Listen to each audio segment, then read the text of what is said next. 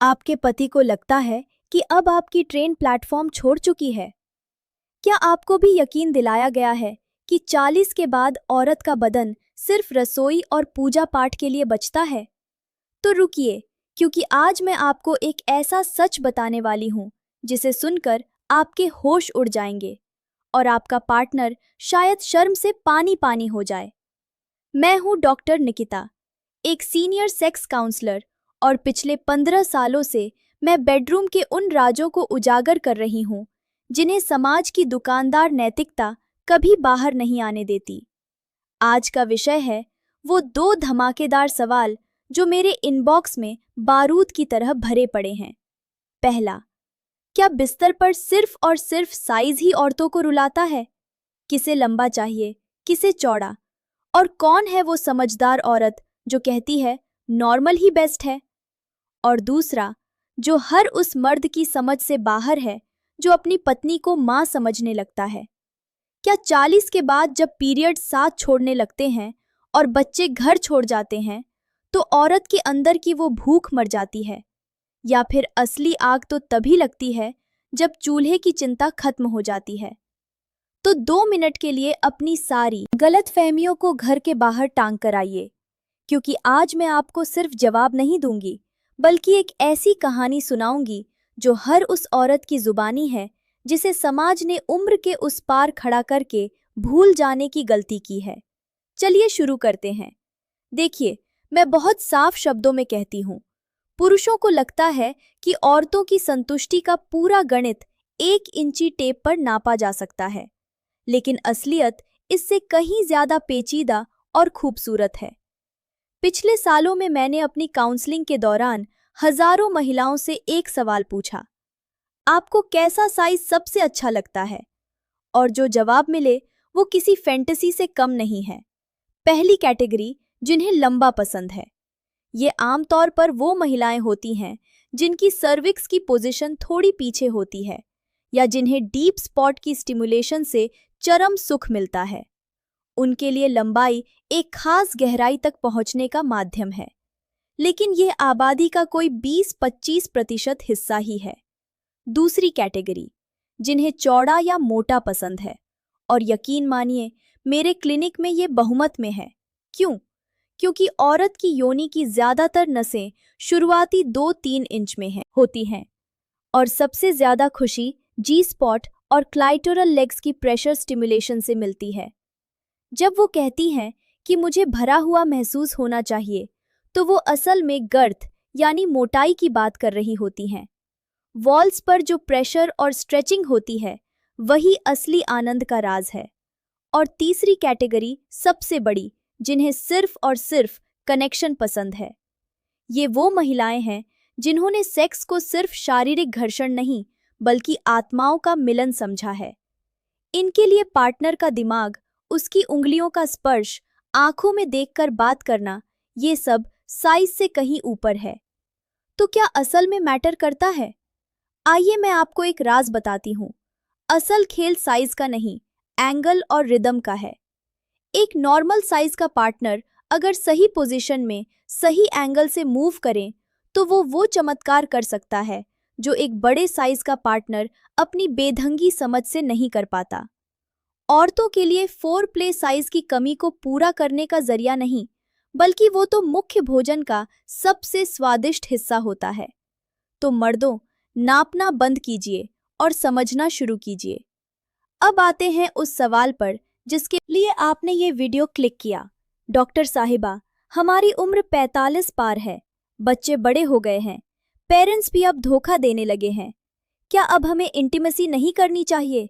क्या अब हमारी फीलिंग खत्म हो गई? सुनिए, मैं आपको अपने क्लिनिक की एक सच्ची कहानी सुनाती हूँ। पिछले हफ्ते ही मेरे पास एक 52 साल की महिला आई, बेहद सुंदर, पढ़ी लिखी, जिनका बेटा अमेरिका में जॉब करता है। वो बोली, डॉक्टर निकिता, मेरे हस्बैंड को लगता है अब मैं बूढ़ी हो गई हूँ और मुझे इसमें कोई इंटरेस्ट नहीं, लेकिन सच तो ये है कि मेरे अंदर एक ऐसा ज्वालामुखी फूट रहा है जैसा 20 साल की उम्र में भी नहीं था। मैं चाहती हूँ लेकिन कह नहीं पाती, क्योंकि लोग क्या कहेंगे।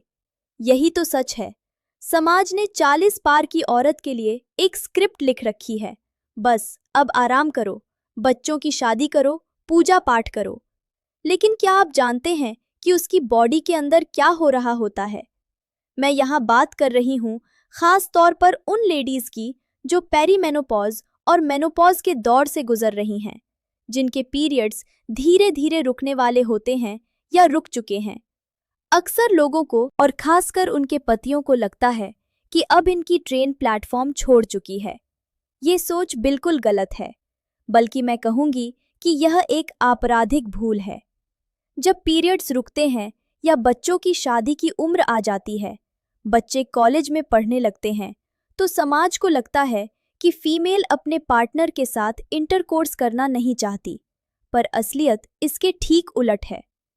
इस उम्र के बाद फीमेल का यौन लगाव और प्यार पाने की चाहत बहुत ज्यादा बढ़ने लगती है। क्यों?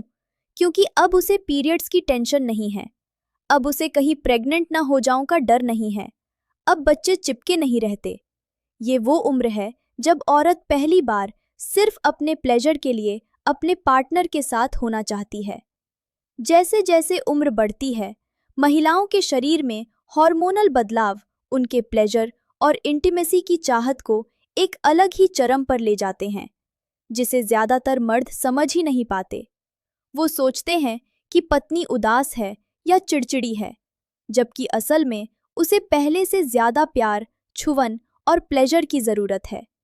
यहाँ तक कि गायनेकोलॉजिस्ट और वर्ल्ड हेल्थ ऑर्गेनाइजेशन के दिशा निर्देश भी यही कहते हैं कि मेनोपॉज के बाद भी अगर आप हफ्ते में कम से कम 2 से 3 बार सेक्सुअली एक्टिव रहती हैं, तो आपका वजन कंट्रोल रहता है, क्योंकि यह एक बेहतरीन कार्डियो एक्सरसाइज है। आपकी पेल्विक फ्लोर की मसल्स मजबूत रहती हैं, जिससे यूट्रस प्रोलैप्स या यूरिन लीकेज की समस्या नहीं होती। और सबसे ज़रूरी, फ्यूचर में ब्रेस्ट कैंसर, सर्वाइकल कैंसर और हार्ट अटैक के चांसेस काफ़ी हद तक कम हो जाते हैं। तो अगर आपको ऐसा लगता है कि 40 प्लस महिलाओं की कोई फीलिंग नहीं है या अब उनकी जवानी चली गई है, तो यह आपकी नादानी है। मेरे कमेंट कॉलम में ऐसी हज़ारों फीमेल्स हैं जो 40 प्लस और 50 प्लस होकर भी अपनी लाइफ को किसी यंग कपल से ज़्यादा एंजॉय कर रही हैं।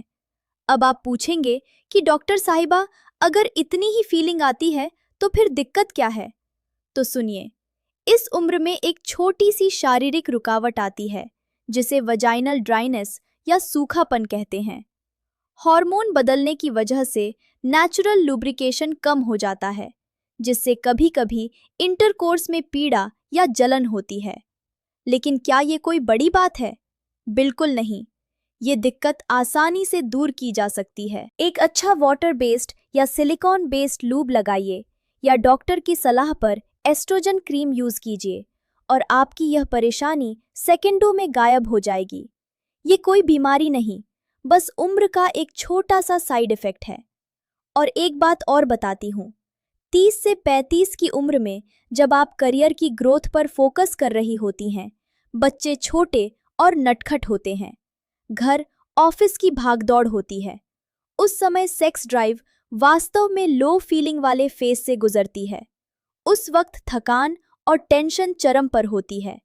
लेकिन 40 प्लस और 45 के बाद अगर फीमेल अपनी डाइट और फिजिकल हेल्थ पर ध्यान दे रही है, तो उसके पास ज़्यादा एनर्जी और कैपेसिटी होती है। इस उम्र में अगर आप रोज़ाना आधा घंटा योग या वॉक करती हैं, तो आपका कॉन्फिडेंस लेवल इतना हाई होता है कि आप किसी भी यंग एज के साथ कंपटीशन कर सकती हैं। मैं ऐसी कई महिलाओं को जानती हूँ जो इस उम्र में रिलेशनशिप स्टार्ट करती हैं और अपने पार्टनर से कहती हैं, मुझे मत समझाना कि सेक्स क्या है, मुझे तो बस प्यार और एनर्जी चाहिए। तो याद रखिए, उम्र सिर्फ एक नंबर है। ये आपके पासपोर्ट पर लिखा होता है, आपकी रूह पर नहीं। एक सही पार्टनर जो समझदार हो और जो अपनी पत्नी की शारीरिक और मानसिक भूख को पहचानता हो, 40, 50 या 60 के बाद भी आपकी इंटीमेसी को सबसे हसीन और शानदार बना सकता है। वरना गलत पार्टनर के साथ 20 की उम्र में भी आप जिंदा लाश बनकर रह सकती हैं। मैंने आज आपका हर डाउट क्लियर करने की पूरी कोशिश की है।